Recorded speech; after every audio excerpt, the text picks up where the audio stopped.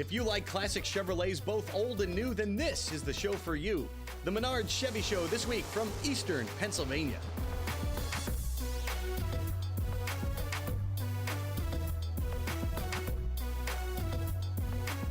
Welcome to Moton, Pennsylvania, just outside of Reading. You might know it as Maple Grove Raceway.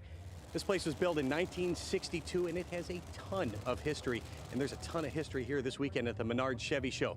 Corvettes, Chevelles, Tri-5s, all kinds of Chevys. We got Novas, got them in regular size, even got them supersized. We've got everything here.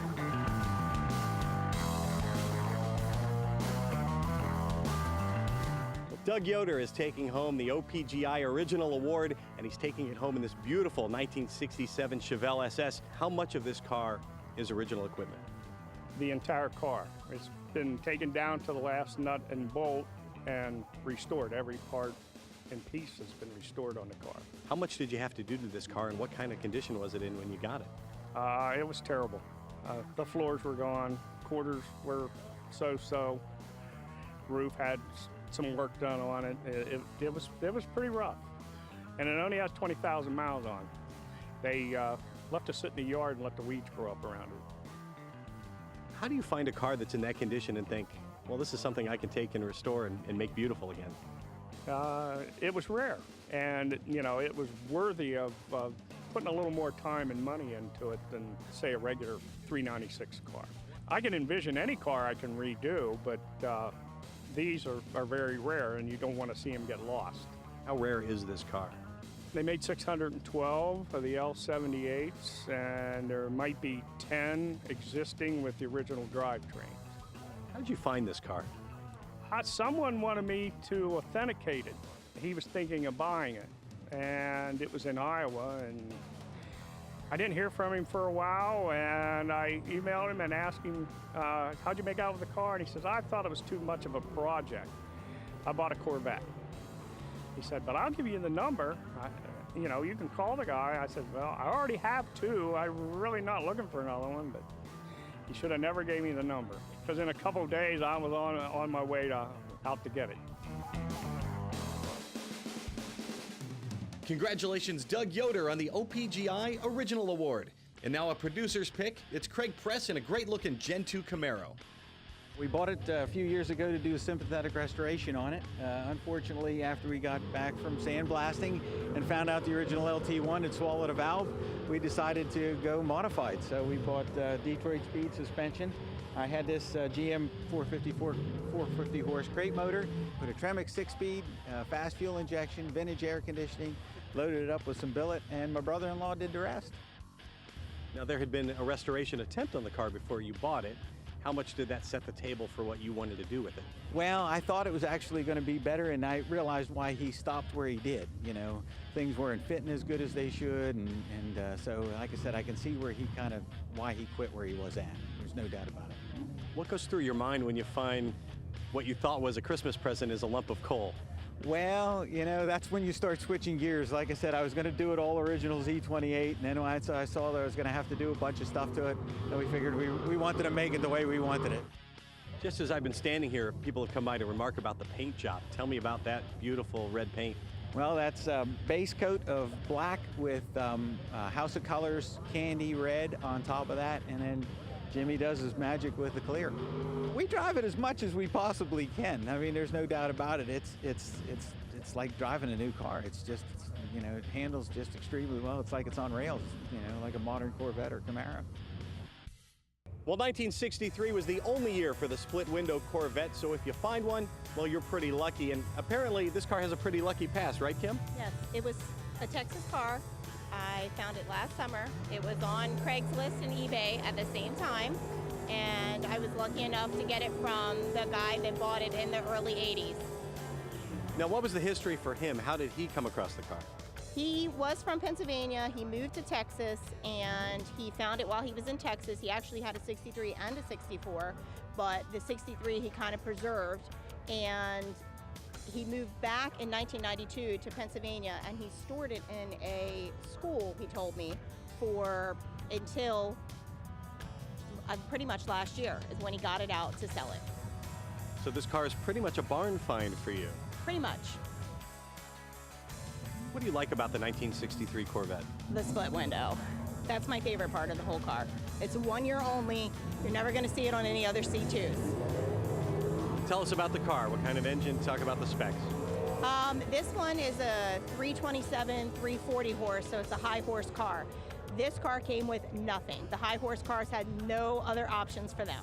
That was it. They had no power, nothing. People in the know what they're looking at when they see this. So what kind of looks do you get? Thumbs up all the time. Anytime somebody sees it on the trailer, driving somewhere, I always get a thumbs up. Everybody seems to really like it. We're just getting started here at Maple Grove. More Menards Chevy Show just around the corner.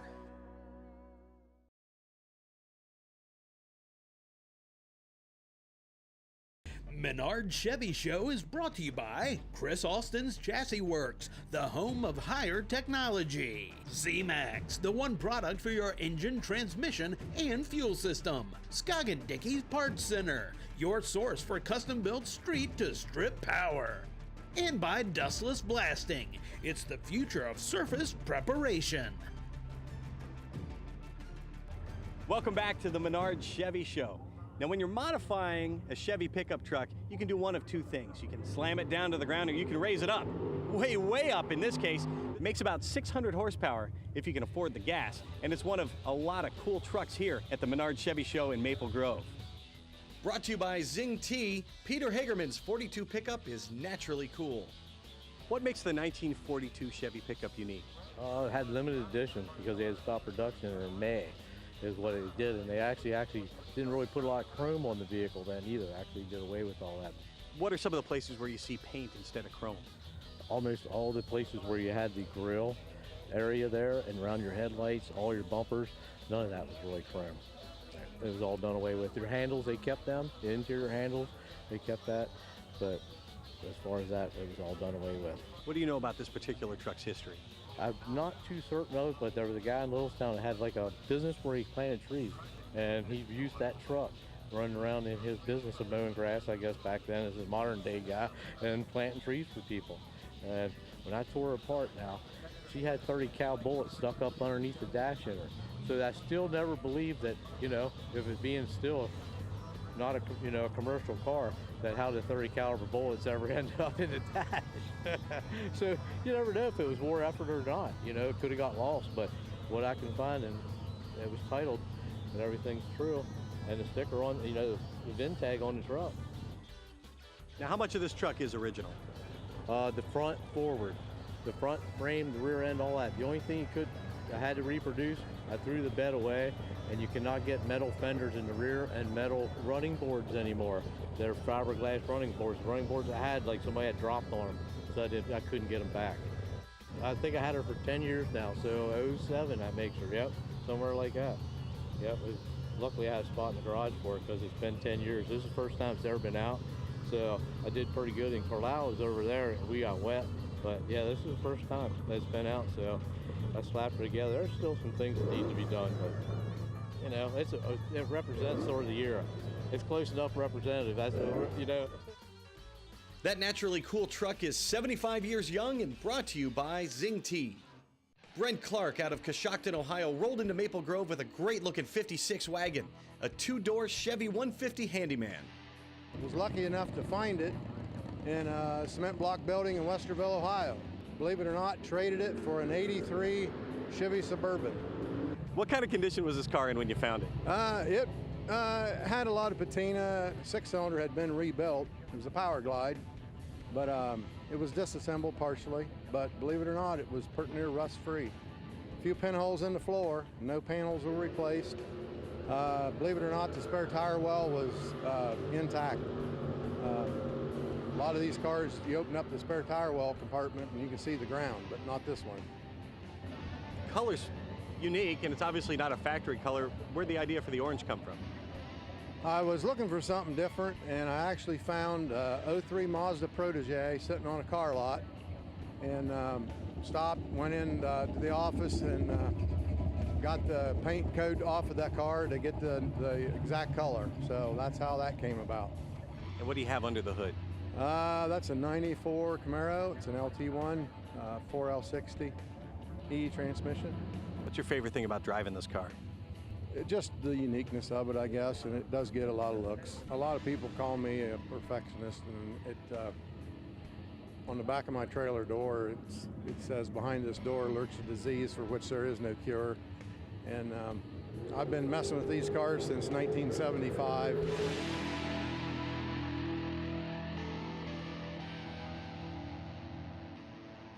Well, if your car is cool and orange, you get to be in this segment. So we're going to talk to Derek Brown about this beautiful 1969 Camaro. Tell the story about this car. This car was bought new in North Carolina, and a second guy that had it in Coshocton actually had it painted. And after it was painted, he essentially encapsulated the car and preserved it until 3 years ago when I was able to buy it from him. We brought it back to life, and I've just been showing it and hauling it around the country since then. What are some of the details that you've noticed that you wouldn't see on a car today? Markings, paint markings, and duplication of the way that the assembly line did things. There's a good bit of detail, correct platings and finishes on components. Now, you trailer this car and you don't drive it very much. How important is it to you to preserve this car as it is? I do everything I can to keep it as original as possible. All the sheet metal on it, except the cowl hood, has been added. I love to lay underneath the car and look at all the original spot welds and the way the factory did everything. I really appreciate that. It's got all the original glass, including the windshield, which is kind of rare to find as well. I like to keep everything correct. I'd rather redo something and put it back on the car than buy a reproduction piece. Still more beautiful Chevrolets on the way as the Menards Chevy Show from Maple Grove rolls on.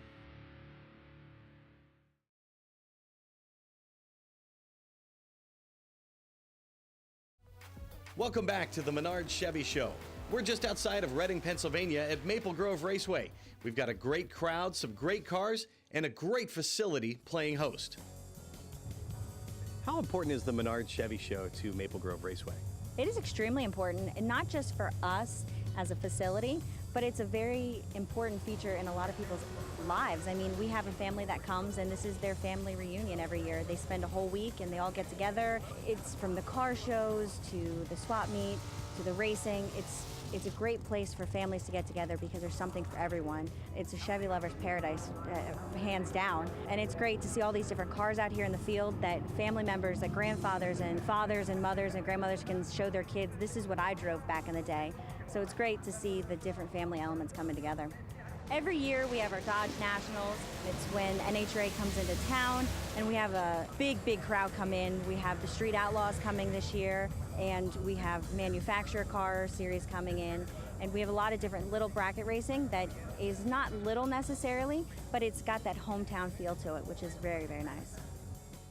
When it comes to Chevrolets, YENKO conversions are the rarest of the rare, and these YENKO Stingers are what started it all for Don YENKO. Joe, what makes a Corvair Stinger special?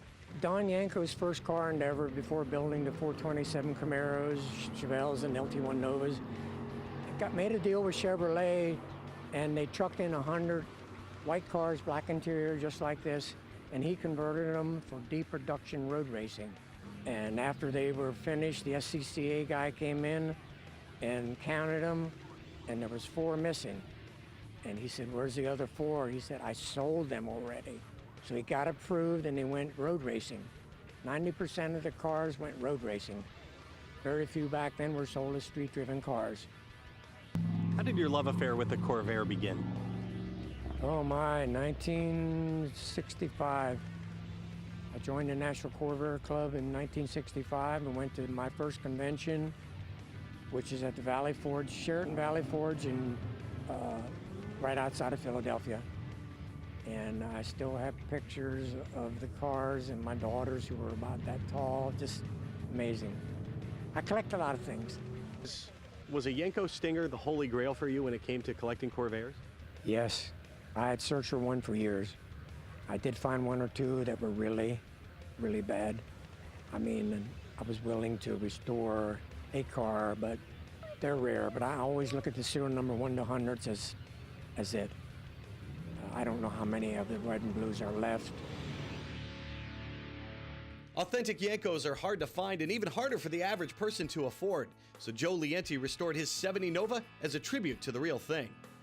The car was restored about 20 years ago. The owner kind of lost interest in it, and we picked up the pieces from where he left off, and we thought turning it into a Yenko tribute for Don Yenko would be a good tribute to the Cannonsburg, shop that he had, and being from Pennsylvania, it was what we thought would be a nice thing to take out and show. How important was it for you to preserve the Yenko name and pay tribute to Don Yenko? We really liked that the shop was from Pennsylvania and that it was such a big influence on basically the supercars of the day. We thought that this is definitely the car to do it to. The blue paint really was something that popped for us, and that was kind of what we wanted to do. There's a lot of 69 out there that people do. The 70 you rarely ever see, so we thought the 70 tribute would probably be since the car is a 1970, be something that's you don't always see all the time. What is it about Yenkos that make them special to you? They're just different, and being from Pennsylvania, I think that's the draw to it. How often does it get mistaken for a real Yenko Chevelle? Most people ask if it's real, and of course we come out and say no, it's a tribute. But occasionally we'll say, wow, it's, somebody will say it's a Yenko, and we'll say no, it's a tribute. But we're quite honest about the heritage of the car. Coming up, we've got a couple of classics that'll make your mouth water. More Menards Chevy Show next.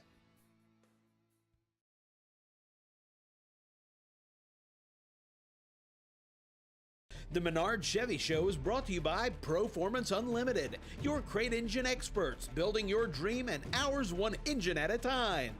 Willwood Disc Brakes, high-performance disc brakes and brake components. Exalta Coating Systems, we paint winners. And by Borla, the world's most winning exhaust. Welcome back to the Menards Chevy Show at Maple Grove here in Pennsylvania. And what would a Menards Chevy Show be without a vet? Well, in this case, it's a Chevette, a 1977, but man, don't make fun of it. This thing can go. It's got a 427 small block, and Brian Anders can take it down the quarter mile in about 10 seconds. So it's a pretty sweet machine. You never know what you're going to find here at a Chevy Show. This producer's pick features Ross Gilbert and a 69 Camaro like you've never seen. This car is magnificent. Tell me about the paint job, first of all. It's a Fire Ice Red by 3M. It was put on in 2007. We did the backs of the seats, the center console. And how long did it take you to restore it to make it look like it is? Pretty much 31 years. I mean, I changed a little bit every year on it. This is the 4th different paint job I had on it in the 31 years. So, what's the next thing you want to do to it? Well, the next thing I'm going to do is we already have them ordered. We have poly stainless steel headers ordered, and then they're getting jet hot coated, so they'll never change, they'll never rust. So they'll be on theirs for as long as I'm around. So. What made you decide to put leather on the floor? Personally, I got tired of vacuuming all the time, and the leather flooring and the vinyl flooring, I just have a little dustpan and brush. I can go over there and sweep it off. I can spray Windex on it to clean a spot. You don't have to worry about getting stains in your carpet. It's a lot easier to maintain. Talk about the power plant under the hood. What makes this thing go? It's a 400 small block. I can't even tell you everything that's in this motor. My dad put the best of the best. All I know, it's a beast. It's got 530 horsepower. You hit the gas pedal, you're gonna go. Well, how much do you drive the car yourself? This time of year I drive it, every other weekend, every weekend, take it to car shows, different places. I've been coming to this show, coming here since 1982. In 87, I got this car, and then my dad and me both had a Camaro that we brought up here. Mike Appio has this beautiful 66 Chevelle Malibu, and it's the winner of this weekend's Rock Auto Restored Award. Mike, of course you trailered this thing down, right, from Connecticut? Oh, absolutely not. She's no trailer queen. We drive her all over the place. It's really fun driving down the road and seeing people honk their horn, and a little nervous when you see somebody paying more attention to their cell phone trying to get a video than driving their own cars.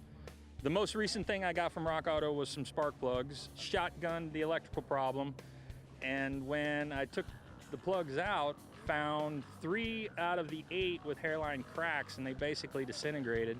But Rock Auto came through with good price and got my plugs in and fixed it up. This car has a great story behind it between you and your stepdad. Steve Walker out of Columbia, Missouri. He was my stepdad growing up, but before he passed away, he had redone his 66 GTO, convinced him to do the same license plate. We ended up with Wicked 66. We debuted the car at the Anchor Fest in 2012, and we put a dollar bet on who placed better in class. They call out third, and he ends up winning third, and I'm like, all right, you know, I got him. And they call out second, it wasn't my name, and I'm all excited. Yeah, I got first. They called out first place in the class, and I was standing there looking like an idiot because I didn't win, and I just couldn't believe it. And then and I ended up winning best in show. Well, when I got back to my stepdad, he looked at me and he's like, wow, I'm really proud of you, that's great. Now give me the $1 because you lost. I got better in class. And we're just sitting there laughing and carrying on, and he said, see, I told you, it doesn't matter. Ain't no POS Chevelle ever gonna beat my goat. Great story from our Rock Auto Restored Award winner. We hope you've enjoyed all these great Chevys and all the people behind them. So long from Maple Grove, we'll see you next time.